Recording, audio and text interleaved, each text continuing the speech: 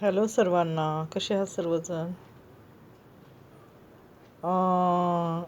कधी कधी असं म्हणतात ना, की माणसाची सही आणि माणसाचा स्वभाव हा कधीच बदलत नाही.